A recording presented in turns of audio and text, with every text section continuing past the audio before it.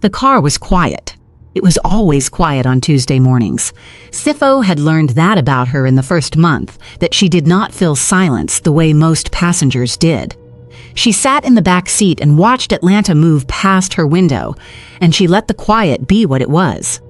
He had learned other things too, that she always wore earrings even on the bad days, that she kept a small bottle of water in her bag that she never opened, that when she was tired, really tired, the kind that went past the body, she pressed 2 fingers against her temple and held them there like she was checking for something. She was holding them there now. He watched her in the rearview mirror. 14 months of Tuesday mornings and Friday afternoons and the occasional Saturday when the appointments ran over.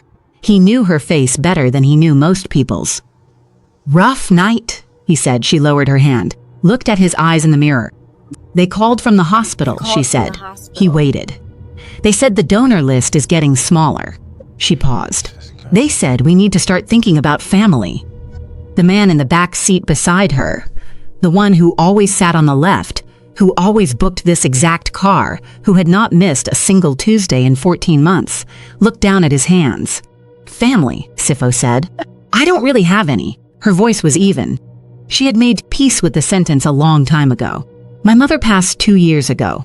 My father," she stopped, looked back at the window. "I've been looking for my father for a long time," she said. "I don't even know if he's still alive." Sipho said nothing. The light ahead turned green. He moved through the intersection the way he always moved, careful, unhurried, both hands on the wheel. "What is his name?" he said. She turned to look at him. Something in the question. Something in the way he asked it. Not curious, not polite. Something else entirely. "Sipho," she said. "His name is Sipho. He was a taxi driver. In Johannesburg." The car did not swerve. Sipho's hands did not move from the wheel. The radio was playing something low, a station he never changed, an old habit from Johannesburg that had followed him across the ocean. The city moved past the windows, an ordinary Tuesday morning in Atlanta. But something happened behind Sipho's eyes that he did not allow to reach his face. He had heard his own name, his own profession, his own city, spoken by a young woman who said she was looking for her father. He wanted to speak. The words were there, right there, pressing against the inside of his chest. But he had been in Atlanta for 14 months. He had followed a letter with no return address across an ocean. He had spent those 14 months searching for a daughter he had never met, following fragments and possibilities that led nowhere. He had learned, painfully, not to act on hope before he had something more than hopes to stand on. He did not know this woman's mother's name. He did not know if there was a connection. All he had was his own name and his own profession and a city that held 10,000 taxi drivers who were not him. He made a decision in that moment, quietly, carefully, the way he made every decision, that he would not say anything until he knew more. He would not put this possibility in front of a sick young woman and then have it be wrong. So he drove, both hands on the wheel, everything locked behind his face. "I hope you find him," he said. His voice was steady, gentle, the voice of a man who drove people to hospitals and knew that some conversations needed to end somewhere safe. Naledi looked at him for a moment longer. Then she nodded, looked back at the window. "Thank you, Sipho," she said quietly. The man in the back seat beside her, Dumi, had not moved, had not spoken, had not breathed properly since she said the name. He was looking at the back of Sipho's head, and he understood from the way those hands had stayed perfectly still on that wheel that the man driving them already knew. To understand how this moment happened. To understand why a young woman looking for her father had been sitting in his car for 14 months without either of them knowing. We need to go back to Johannesburg, 22 years ago, to a young woman named Dineo who had traveled across an ocean to claim what her father left her and to what 2 people took from her instead. Subscribe to African Truth and Tales and tell me in the comments, where are you watching from? South Africa, Nigeria, Atlanta, London? Tell me. I want to know. Now let me take you back to where this all began. The offices of Kumalo and Associates were on the 4th floor of a building on Commissioner Street in Johannesburg's CBD, and they smelled like recycled air and old paper, and the particular staleness of rooms where people received bad news on a daily basis. Dineo Osi sat across from the lawyer with her hands folded on the table in front of her. She was 26 years old. She had flown from Atlanta to Johannesburg. On money she had borrowed from 3 different people, and she was wearing the best clothes she owned. Because her mother had always told her that how you present yourself in a room is the first argument you make before you open your mouth. The lawyer, a small man with reading glasses and the careful neutrality of someone paid to deliver difficult information without being held responsible for it, placed a folder on the table between them. "Miss Osi," he said, "I have to be direct with you." "Please," she said, "the counterclaim filed by your father's estate has been upheld." He opened the folder, did not look at her. "The property, all 3 parcels, including the house in Soweto and the 2 commercial plots in Midrand, has been transferred in full to the secondary beneficiaries." Dineo said nothing. "The argument put forward," the lawyer continued, "was that as a non-resident, with no established ties to South Africa, no demonstrated knowledge of or relationship with the properties in question." "He was my father," she said. The lawyer stopped. "He was my father," she said again. "I have his name on my birth certificate. I have letters he wrote me. I have photographs of us together from when I was 7 years old, and he came to visit us in Atlanta." She kept her voice even. She had promised herself she would keep her voice even. "I have a will that names me as a beneficiary. I have all of that." "Miss Osi, what I don't have," she said, "is a South African address, or a South African lawyer who was paid more than mine, or a stepmother who has been living on that property for 15 years and considers it already hers." She looked at him directly.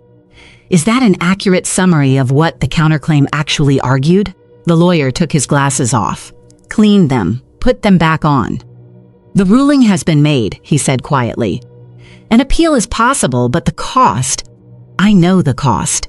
She had been told the cost 3 months ago. She had been told the cost 6 months ago. She had borrowed everything she could borrow. She had nothing left to borrow. "I know what the cost is." She stood up. She picked up her bag. She did not shake his hand. Outside, on Commissioner Street, the Johannesburg afternoon was moving around her. Taxis honking, vendors calling, the city conducting its loud, ordinary business with complete indifference to the fact that she had just lost everything her father had tried to leave her. She stood on the pavement for a long time. She thought about Thandiwe, her half-sister, 15 years her senior, who had sat in that same lawyer's office 6 months ago and argued with the calm entitlement of someone who had never, for a single moment, believed Dineo had any right to be there, who had produced documents Dineo had never seen before, who had brought witnesses Dineo had never heard of, who had looked at her across that table with the particular contempt reserved for people who come from somewhere else and think that blood alone is enough. She thought about Bongani, her half-brother, who had the decency to look uncomfortable throughout the entire proceeding and the weakness to do nothing about it.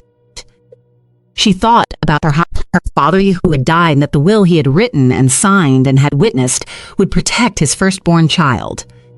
He had not known his wife well enough. She walked to the end of Commissioner Street. She did not know where she was going. She kept walking. By the time she found a taxi rank, the sun had started to go down over Johannesburg, and she had made exactly one decision. She was going home in the morning. She had no money for another month of fighting. She had no lawyer willing to take the appeal on credit. She had nothing left to fight with. She told the driver the name of her guest house. He nodded, pulled into traffic. His name, she would learn later, was Sipho. The drive took 40 minutes in the Johannesburg evening traffic, and for the first 30 of those minutes, neither of them spoke. Sipho drove the way he did everything, with a quiet, unhurried attention that made the car feel like the calmest place in the city. The radio was on low, something old. He tapped his thumb against the wheel once, twice in time with the music, then stopped, then started again. Dineo watched the city move past her window. She had been to Johannesburg twice before, Once as a child with her mother. Once 3 years ago when her father was still alive and she had sat at his kitchen table in Soweto and watched him move through his house with the comfortable authority of a man in his own space. She had looked at those walls, that garden, that view from the kitchen window. And she had understood, even then, that this place meant something to him that she was only beginning to understand. She pressed her fingers against the cold glass of the car window. "Are you all right?" She looked up. The driver was watching her in the rearview mirror. Not intrusively, just noticing. "No," she said, then surprised herself. She had not planned to say that. He nodded slowly. Looked back at the road. "Do you want to talk about it?" he said. "Or do you want quiet?" She almost said quiet. It was what she would have said to anyone else. "I came here to claim what my father left me," she said instead. "And I lost." He said nothing for a moment. The traffic moved and stopped and moved again. "Your father passed?" he said. 2 years ago. I'm sorry." "His other family," she stopped, started again.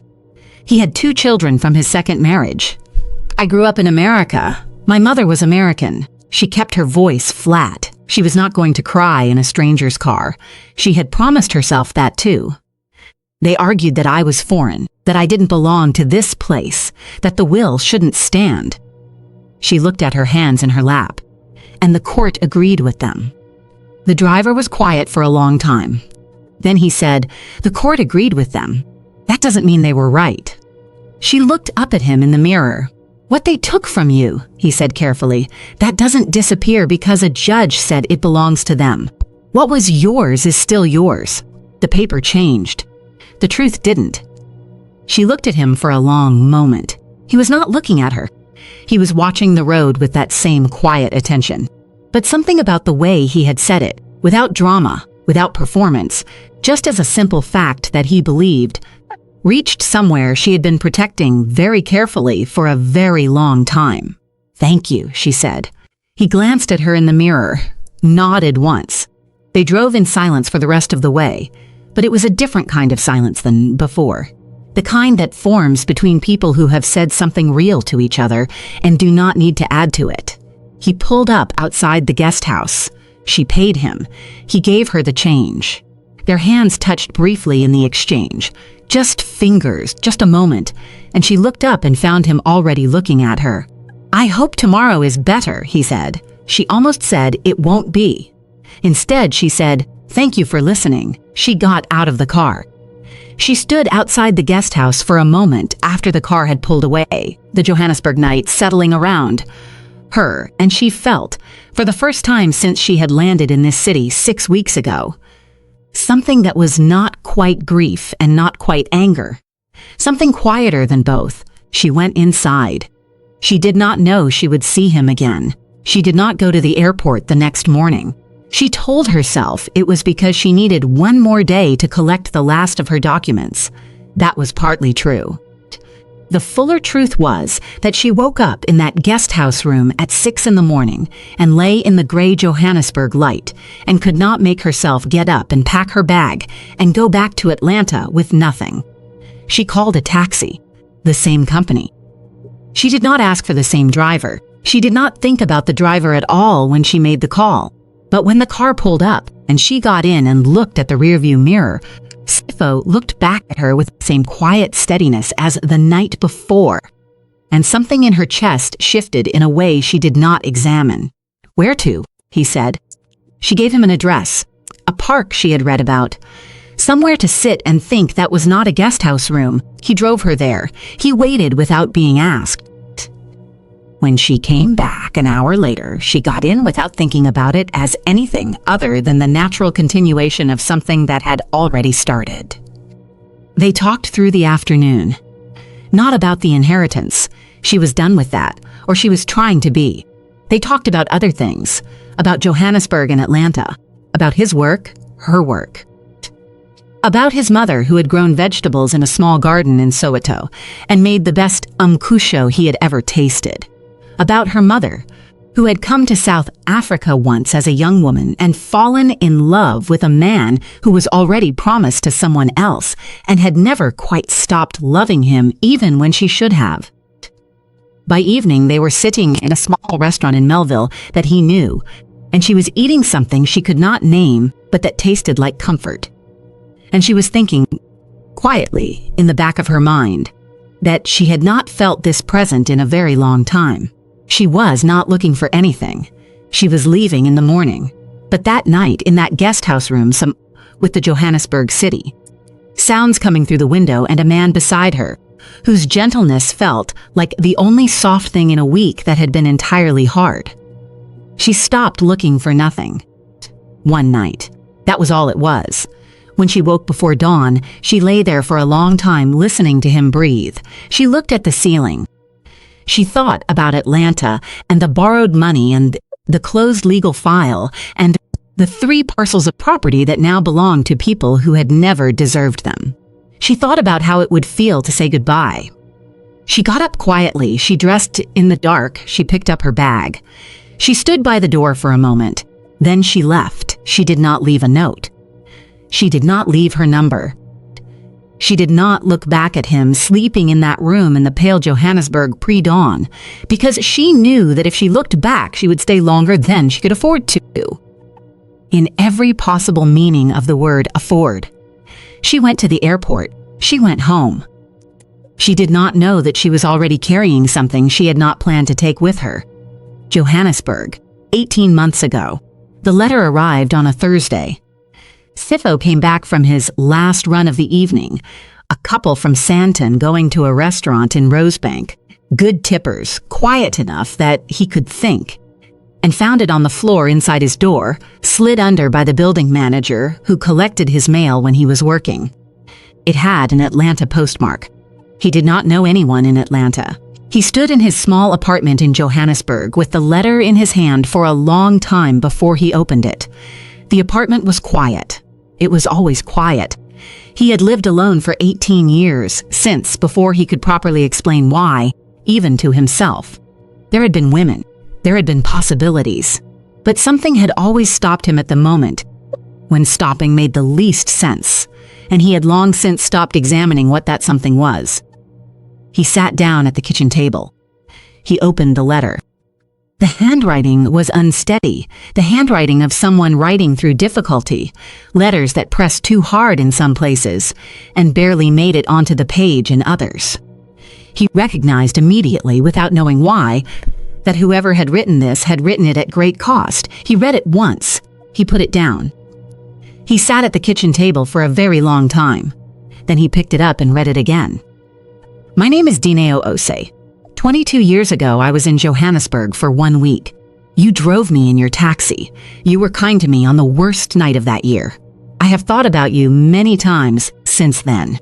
I am writing this letter from a hospital bed in Atlanta. I am writing it because I am running out of time, and there is something you need to know. The night we spent together produced a child, a daughter. Her name is Naledi. She is 20 years old. She is beautiful and gentle, and she has your eyes, though she has never seen your face and does not know that. I am telling you this now because Naledi is sick. She has been sick for 2 years, and the doctors say she needs a bone marrow transplant, and a family match is the best chance she has. You are the only family she has left. I am not asking you to do anything you do not want to do. I am not asking for money or for promises. I am only telling you the truth that I should have told you 22 years ago. Her name is Naledi. She lives in Atlanta. If you want to find her, a trusted person will give you what you need. I am sorry it took me this long. Dineo Sipho set the letter down on the kitchen table. Outside his window, Johannesburg was doing what Johannesburg always did, living loudly, moving fast, asking nothing of the people inside it. A taxi hooted on the street below. Someone laughed. Music from a neighboring apartment came through the wall. He looked at his hands on the table. He thought about a woman in a guest house in Melville, 22 years ago, who had left before the sun came up. He thought about how he had woken to an empty room and lain there looking at the ceiling for a long time before he got up. He thought about how he had never been able to explain, not to himself, not to anyone, why that particular morning had felt like something he had lost rather than something that had simply ended. He understood now. He sat at that table until the Johannesburg night had gone fully dark outside his window. Then he got up. He went to his bedroom. He pulled out the bag he kept under the bed, the good one, the one he used for long trips. And he began slowly and carefully to pack. The rideshare app showed the pickup location as an address in Midtown Atlanta. A residential building, clean-looking, mid-range. Sipho had been driving in Atlanta for 3 weeks. He was still learning the city, still finding the rhythms of it. The way the traffic moved, the roads that looked short on the map and took 40 minutes, the passengers who wanted to talk, and the ones who wanted silence. He was getting better at reading people quickly. The man who got into his car that first morning was in his early 30s. Zimbabwean accent, well-dressed, carrying nothing except his phone. He sat behind the driver's seat and gave the hospital address without looking up. Sipho pulled into traffic. 2 blocks passed in silence. "How long have you been driving in Atlanta?" the man said. 3 weeks, Sipho said. "You are South African." "Yes, Johannesburg, originally." Sipho glanced in the rearview mirror. The man was looking at his phone, but there was something in the question that felt like more than small talk. "You know Johannesburg?" "A little," the man said. He put his phone in his pocket, looked at the road ahead. "I did some research there once, for a personal matter." Sipho said nothing. "My name is Dumi," the man said. "Sipho." They shook hands briefly, an awkward angle, Sipho half turning, Dumi leaning forward. The handshake of 2 people establishing something. The hospital appeared ahead. Sipho pulled into the drop-off lane. "Can I request you specifically?" Dumi said. "For future rides," Sipho looked at him in the mirror. "You can request the same driver through the app." "Good." Dumi opened the door, then stopped, looked back. "She is a good person," he said. "The woman I bring here. She is a very good person." Sipho looked at him. Dumi held his gaze for a moment, passing through eyes that Sipho could not read, and then he was out of the car and walking toward the hospital entrance without looking back. Sipho sat in the drop-off lane for a moment after he left. He did not know what to do with that sentence. He pulled back into Atlanta traffic. 2 weeks later, the same booking, the same address. This time there was a woman with Dumi when he got into the car. She sat behind the passenger seat. She was young, early 20s. She was wearing earrings and a light jacket, and she had a small bottle of water in her bag that she held but did not open. She looked at the city through the window with a particular stillness, someone who has made a habit of paying attention to things outside themselves. "Good morning," she said to Sipho. No preamble, direct and warm. "Good morning," he said. That was all for the first few minutes. Then she said, "You have a good radio station." "Old habit," he said. "What station is it?" he told her. She nodded, looking at the window. "My mother used to play something like that. Early in the morning before she thought I was awake." They drove the rest of the way in a comfortable quiet that Sipho had not felt with a passenger in the 3.5 weeks he had been driving in Atlanta. When they arrived at the hospital, she thanked him. She said his name when she thanked him. "Thank you, Sipho," the way some people do naturally without thinking about it. He watched her walk through the hospital entrance. He sat in the drop-off lane for a moment. Then he pulled back into traffic and tried very hard not to think about the shape of a possibility that he was not yet ready to name. Her apartment was on the 3rd floor of a building in Old 4th Ward, and it was the kind of apartment that told you everything about its inhabitant without a single word being said. The bookshelves were organized by color, not by author or subject, by color, so that the spines made a gradient from white through yellow, through orange, through red, through the deeper blues, and finally to black. It had taken her 3 weekends to do it when she first moved in, and her friend Amara had come to help and spent most of the 3 weekends laughing at her. "Nobody organizes books by color," Amara had said. "I do," Naledi had said, and that had been the end of the discussion. There was a photograph on the windowsill. Just one. A woman in her 40s, strong face, direct eyes, the particular beauty of a person who had never been vain about it. She was laughing at something off camera. Her hand was raised like she was about to make a point and had been caught mid-gesture. She looked like a woman who always had something to say, and was rarely wrong about it. Dineo. 2 years gone. Naledi had put the photograph on the windowsill so it caught the morning light. She had learned early that grief was easier to carry when it was lit properly. On the kitchen counter, next to the kettle, was a letter. The envelope was worn at the edges from being handled. The paper at nines had softened at the folds from being opened and refolded so many times. She did not need to read it anymore. She had memorized it. His name is Sipho. He was a taxi driver in Johannesburg. He was kind. He does not know you exist. Tell him, I am sorry it took me this long. She put the kettle on. She was not well that morning. She could feel it in the particular way her body announced bad days, a heaviness that started in the chest and spread outward, a tiredness that sleep did not fix. She had learned to calibrate these announcements over 2 years of illness. Bad day. Manageable. Not a hospital day. She put on her earrings anyway. Her mother had worn earrings every day of her life. Every single day. Working days, sick days, the days when getting out of bed required a negotiation with herself. Naledi had asked her about it once. Because it is the first decision of the day, Dineo had said. You choose which ones. You put them on. And then the day has already started with one thing decided in your favor. Hi. Naledi chose a pair of small gold studs. One thing decided in her favor. She was pouring her tea when her phone rang. Dumi's name on the screen. Hey, she said. Hey. His voice had that particular careful quality it got when he was managing something. She had learned to hear it. How are you feeling? I'm okay. The hospital called me this morning, set the mug down. They said the list is getting smaller, he said. They want us to come in on Friday to discuss next steps. She looked at the letter on the counter. Dumi? I know. They're going to tell us we need a family donor. I know, he said again. Quietly.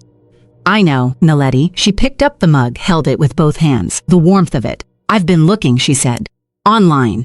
Through the diaspora groups, through the South African community pages. I've posted about it 3 times. She paused.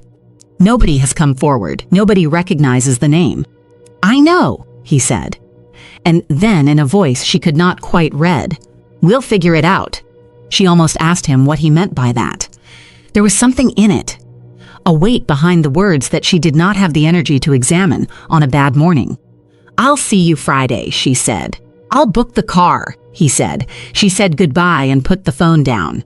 She stood in her kitchen in the old 4th Ward morning light, the letter on the counter, and her mother's photograph catching the sun on the windowsill. And she pressed 2 fingers against her temple and held them there. She thought about a man named Sipho. She thought about what her mother had written. He was kind. And she thought about how a 26-year-old woman in a foreign city in the worst week of her life had chosen those 2 words out of everything she could have said to describe the person who had given her a daughter. She thought about what it would feel like to find him. She thought about what it would feel like if she ran out of time before she did. She picked up her tea. She went to the window. She looked out at the Atlanta morning for a long time. There is no way to describe 14 months of Tuesday mornings and Friday afternoons, except to say that they accumulate. The first few rides were polite, careful. The kind of conversations that happen between strangers who have decided without discussing it to be kind to each other. She asked him how his week was. He asked about hers. He told her about a road he had discovered that cut 10 minutes off the route to the hospital. She told him she had tried a new tea that she could not decide if she liked. Small things, ordinary things, the material of which most human connection is actually built. By the 2nd month, she had started talking about her mother. Not about the illness, not about the letter, not about Sipho, just about Dineo as a person, the way she laughed.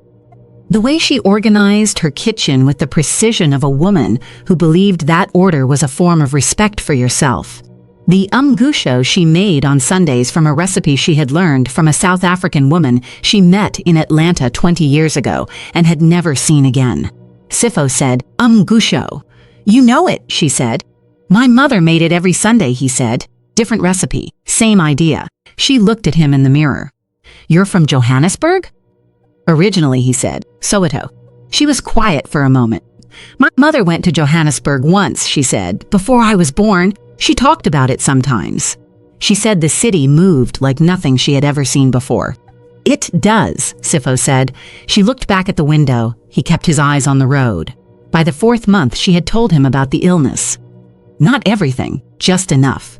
That she was sick. That she came to the hospital because she had to, not because she wanted to. That there were good weeks and bad weeks, and the trick was to treat the good weeks like gifts rather than the baseline. My father used to say that, Sipho said, before he thought about it. She looked up. That the good days are the gift, he said, not the other way around. She studied him for a moment. He sounds like a wise man, she said. He was, Sipho said. In the back seat, Dumi looked out the window. By the 7th month, they had developed a system, wordless and unplanned, where Sipho would have the radio on the right station when she got in, and she would bring 2 cups of coffee from the place on Ponce. One for her, one left in the cup holder for him, and neither of them ever acknowledged the arrangement because to acknowledge it would be to examine it, and examining it would make it something that needed to be defined, and it was more useful to them both as something that simply was. Dumi watched this happen over months. He sat in the back seat beside Naledi and watched a father and daughter build a relationship in a taxi without knowing what they were building. He watched her relax in the car in a way she did not relax in most places. He watched Sipho check the rearview mirror more often than road safety required. Not watching traffic, watching her. He carried it alone, every Tuesday, every Friday, the occasional Saturday. He carried it alone because he had told himself in the beginning that he was waiting for the right moment, that he would know when the time was right, that it would become obvious. The right moment did not come. What came instead was the call from the hospital. By the 10th month, Naledi was having more bad days than good ones. Sipho noticed. He did not say anything. He adjusted, drove more smoothly, took the routes with fewer stops, kept the radio lower. Small accommodations. The accommodation it took of a person who is paying attention to someone they care about. One Friday, she got into the car and did not say anything for the entire drive.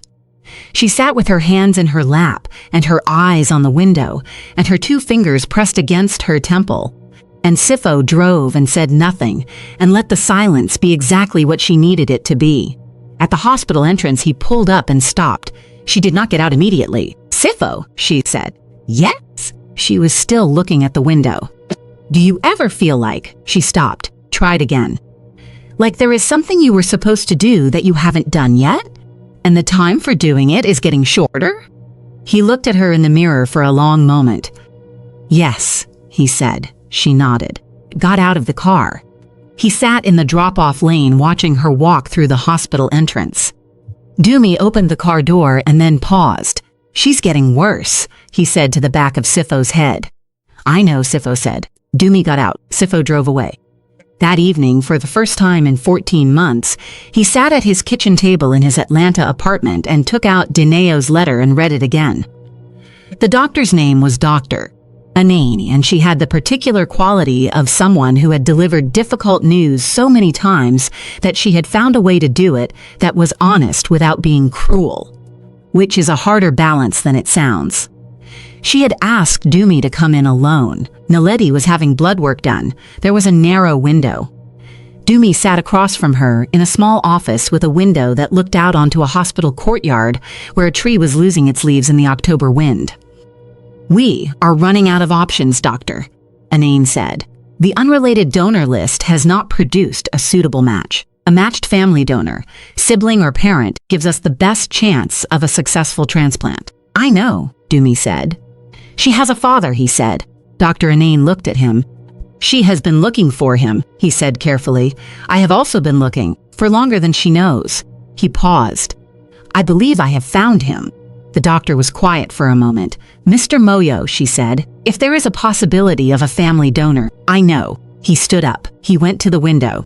He looked at the tree losing its leaves in the courtyard, the October wind taking them one at a time with complete indifference. I have known for 14 months, he said. She said nothing.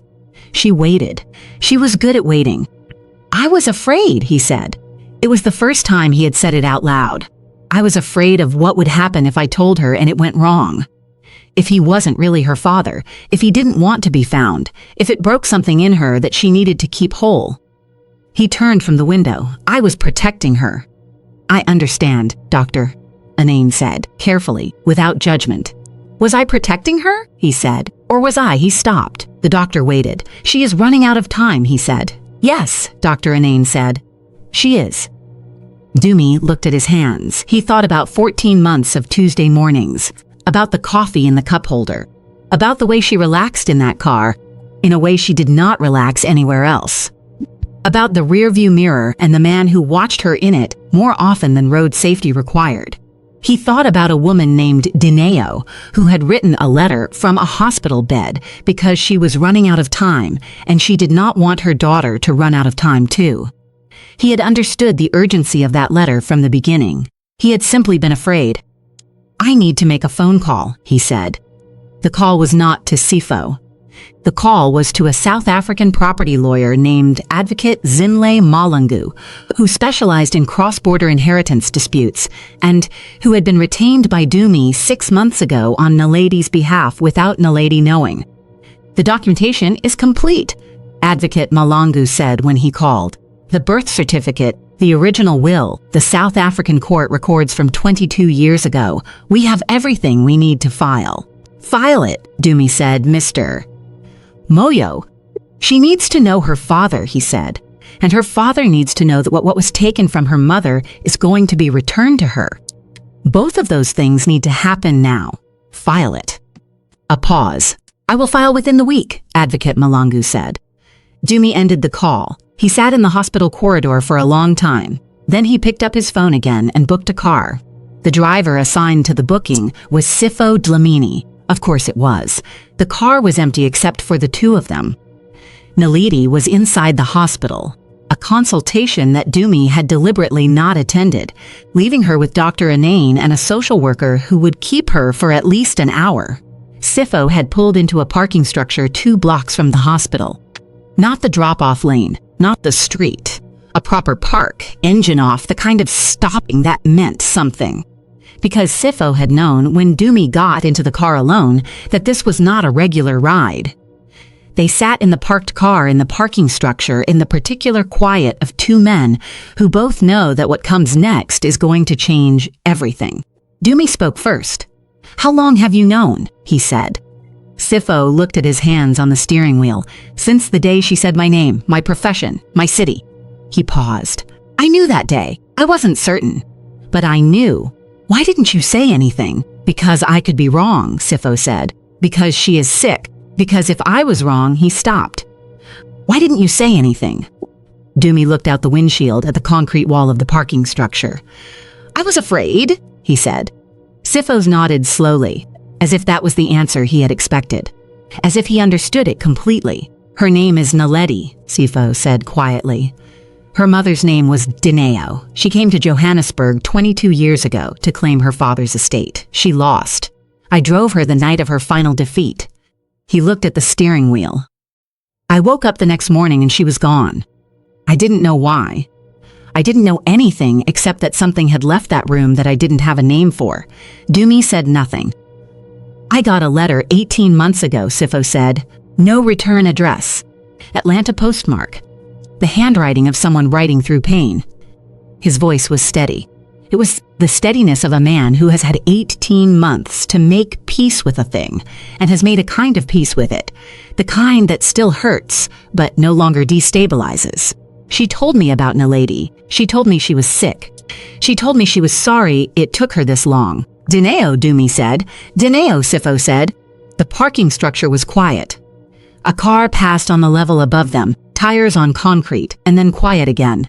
She's getting worse, Dumi said. I know. She needs a bone marrow transplant. A family donor gives the best chance of a match. Dumi turned to look at him directly for the first time since they had parked. You might be a match. Sipho closed his eyes. He sat like that for a moment, eyes closed, hands on the wheel of a parked car in an Atlanta parking structure. And Dumi watched him and said nothing, because there was nothing to say that the silence was not already saying.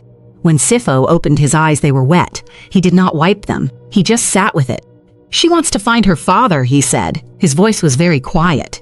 "She told me. She's been looking." "I know," Dumi said. "She doesn't know it's me." "No." Sipho nodded once. Then he reached into the door pocket and took out Deneo's letter and held it out to Dumi without looking at him. Dumi took it. He read it slowly, though he already knew what it said. He had seen Naledi's copy so many times that he knew the shape of the words before he read them. "He does not know you exist. Tell him I am sorry it took me this long." He folded it carefully, handed it back.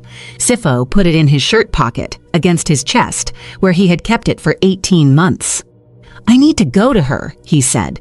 "I know," Dumi said. "I don't know how to." He stopped. He looked at the parking structure wall.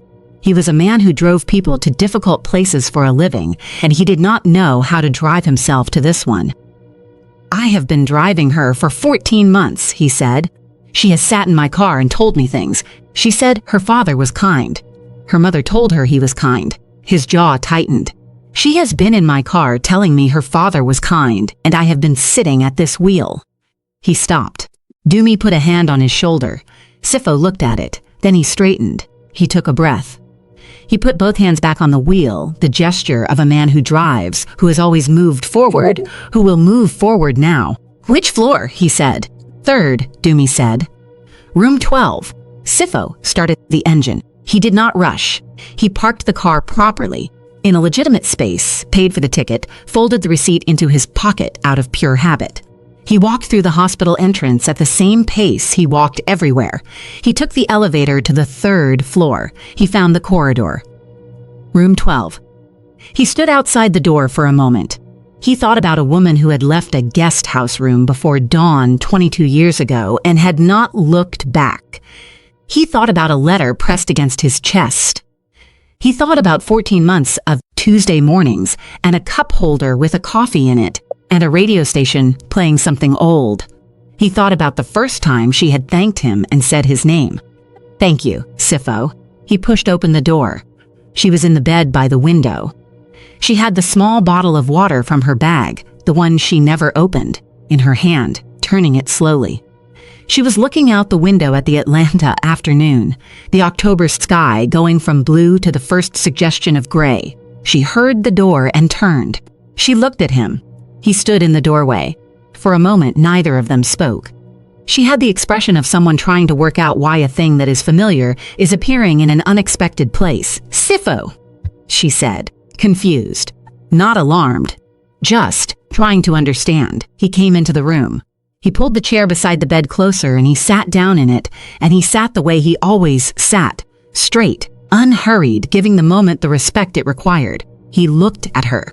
She looked at him. "Naledi," he said, her name in his mouth for the first time with the full weight of what it meant. Something changed in her face, something subtle. The beginning of a question that had not yet formed into words. He reached into his shirt pocket, and he took out the letter and he placed it on the bed in front of her. She looked at it. She looked at his face. The letter was worn at the edges. The envelope had an Atlanta postmark. The handwriting on the front was unsteady, letters that pressed too hard in some places and barely made it to the page in others. It was her mother's handwriting. She looked at the letter. She looked at him. She looked at the letter again. Her hand came up to her mouth and press. "No," she said, barely a word, more like breath shaped into a sound. "Yes," he said, quietly, steadily. The same voice he had used for 14 months of Tuesday mornings. The voice she had found calm, that she had found safe, that she had trusted with things she did not tell most people. She stopped, could not complete it. "Yes," he said again. She pressed her hand harder against her mouth, her eyes were filling. She was looking at him the way you look at something you have been trying to see for a very long time, and have, suddenly, without warning, been able to see. "I have been looking for you," she said. Her voice broke on the last word. "I have been looking." "I know," he said. "I know, Naledi. I have been looking for you, too." She reached out her hand. He took it. His hand around hers, the hand of a man who had driven taxis for 20 years, large and careful and warm. And she held it with both of hers and looked at him, really looked at him, And he let her look because she had earned the right to look, and he had spent 14 months without knowing he was waiting for exactly this moment. "Why didn't you?" she started. "I wasn't certain," he said, "and you were sick, and I was afraid of being wrong." He paused. "I was afraid of giving you something and then having to take it back." She shook her head. "You wouldn't have had to take it back. I know that now." She laughed at that, a small broken laugh, the kind that comes when something has been so hard for so long that the ending of the hardness feels almost absurd. "I found your coffee every Tuesday," she said. He almost smiled. "I know, you knew the radio station." "Old habit from Johannesburg," he said. "My mother's station." She looked at their joined hands. "My mother said you were kind," she said. "That was the only thing she told me about you, that you were kind." She looked up at him. She was right. He could not speak for a moment.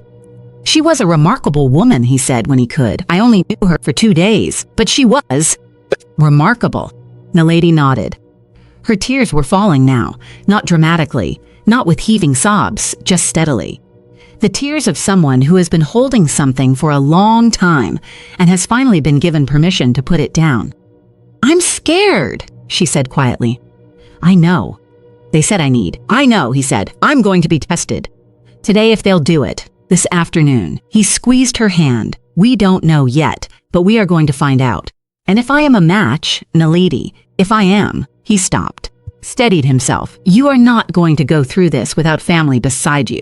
That is finished. That is over." She looked at him for a long moment. "You drove me to the hospital every week for 14 months, she said. "I did. You were already beside me." He could not answer that.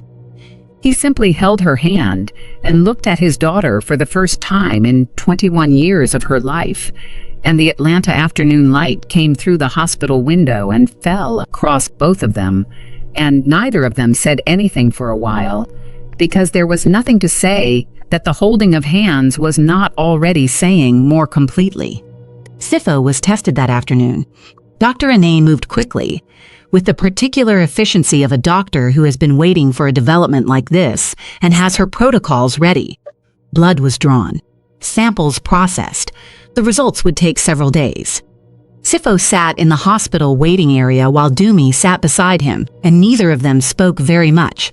There was not a great deal to say. The thing that needed to happen had happened. Now they waited for the body to confirm what the heart already understood. On the third day, the call came. Sipho was in his car, between rides, parked on a street in Midtown eating a sandwich, when Dr. Anane's number appeared on his screen. He answered immediately. "Mr. Dlamini," she said. "We have the results." He did not say anything. He sat very still. "You are a match," she said. He put the sandwich down on the passenger seat. He pressed his hand flat against the dashboard and he sat like that, hand on the dashboard, eyes on the Atlanta street ahead of him, the phone against his ear. And he breathed. "Mr. Dlamini?" "Yes," he said. "I'm here." He took another breath. "What do we do next?" The transplant process took weeks. There were preparations, procedures, consultations, the careful, methodical business of medicine working at its best. Sipho attended every appointment. He sat in waiting rooms and signed documents and asked questions and received answers and asked more questions. He learned words he had not known before. He learned the specific geography of that hospital, which corridor led where which elevator was fastest, where the good coffee machine was on the 2nd floor, and which one on the 4th floor to avoid entirely. Naledi watched him learn the hospital the way she had learned it. Methodically, without complaint, turning unfamiliar territory into known ground. And she recognized something in the way he did it that she recognized from the mirror. "I do that too," she told him one afternoon. "When I don't know a place, I map it out in my head, every route." "Me too," he said. "My mother did it," she said. "My mother also," he said. They looked at each other. "There are things you get from people you never met," she said. "Yes," he said. "There are."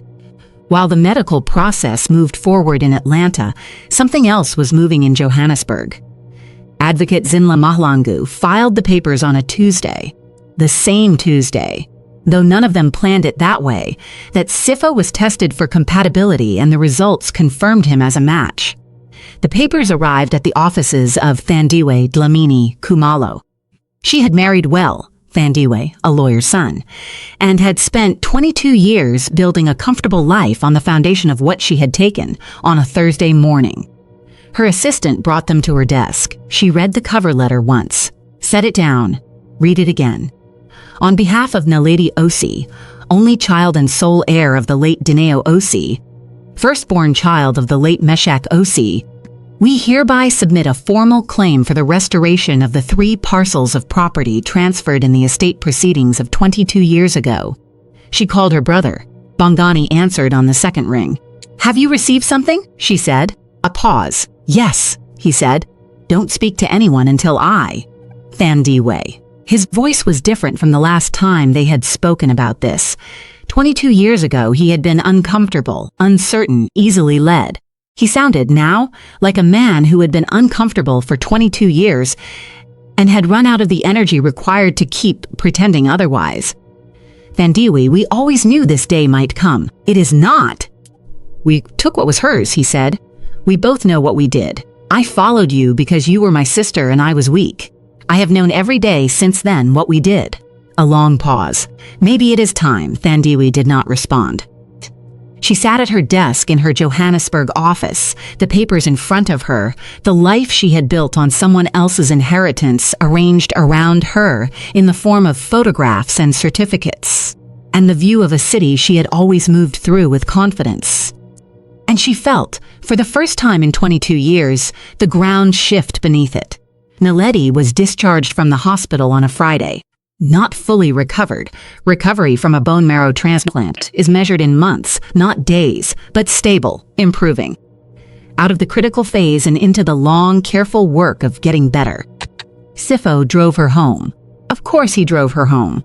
She sat in the back seat, the same route, the Atlanta streets she had watched through this window for 14 months. And she looked different. Not dramatically, not in a way that strangers would notice. But Sipho noticed in the rearview mirror that she was not pressing 2 fingers against her temple, that the bottle of water in her bag had been opened and half drunk, that she was wearing earrings, small gold ones, and that they were catching the Friday afternoon light every time she turned her head. "Same radio station," he said. "Same radio station," she said.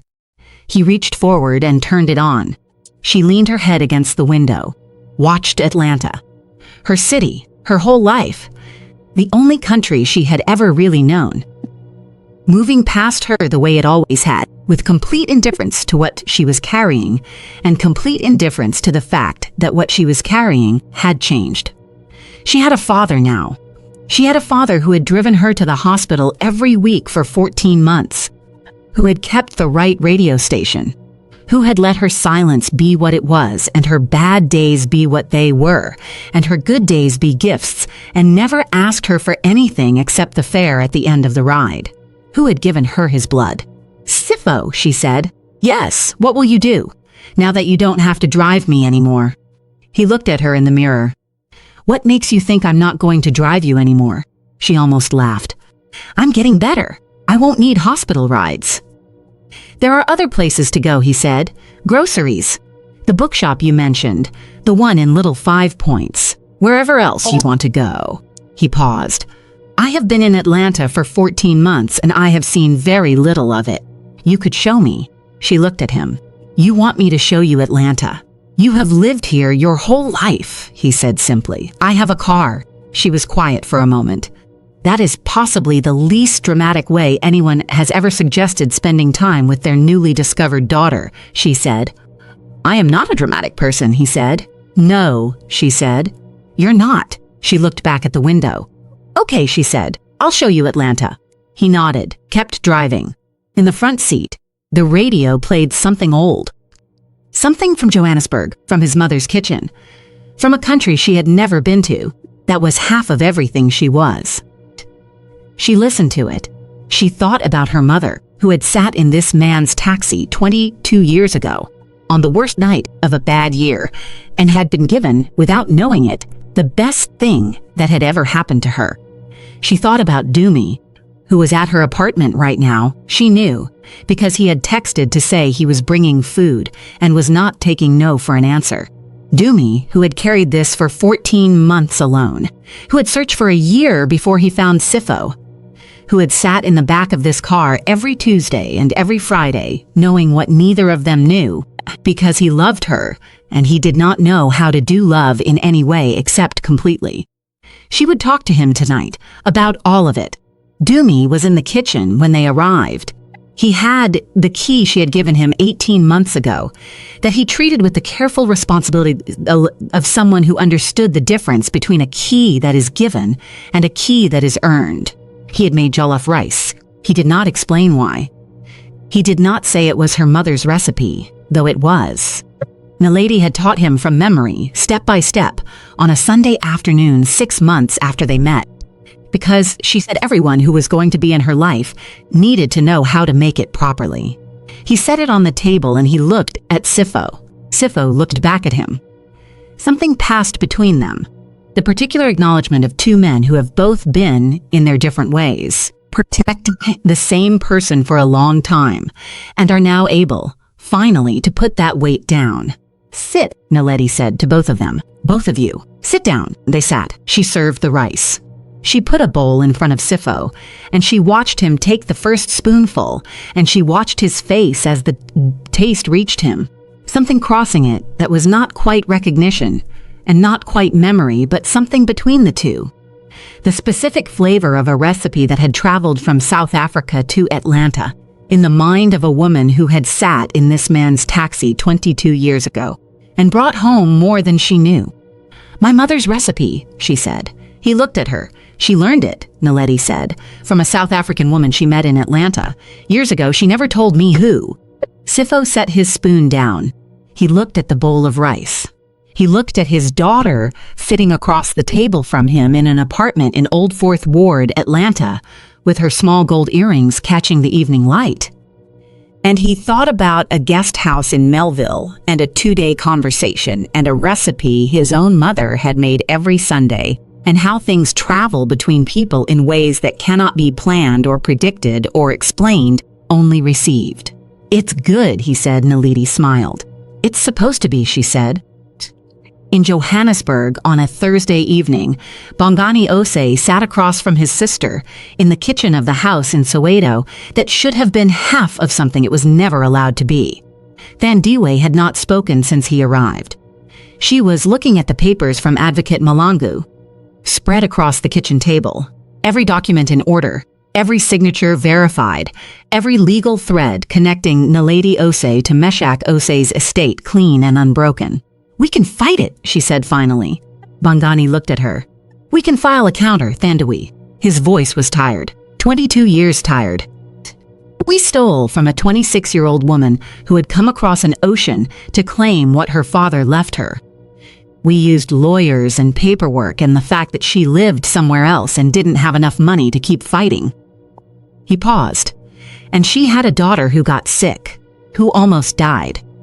He looked at his hands. "I am not going to fight this." Thandiwe looked at the papers. She thought about a young woman who had sat across from her in a lawyer's office 22 years ago. Straight-backed, well-dressed, voice steady even when it should have broken, and who had looked at her with eyes that said clearly, without speaking, "I know what you are doing. I know what this is." She had won. She had told herself for 22 years that winning meant she was right. Sitting at this table now, with Advocate Mahlangu's papers in front of her and her brother's voice telling her he was done, she felt for the first time the specific weight of the difference between winning and being right. They are not the same thing. They have never been the same thing. She put the papers down. She said nothing, but she did not reach for her phone to call her lawyer. There is a Zulu proverb that says, "A person is a person through other people." Sipho became a father through Dinio, who had the courage to write a letter from a hospital bed. He became a father through Dumi, who had the love to search for a year, and the patience to carry the truth for 14 months.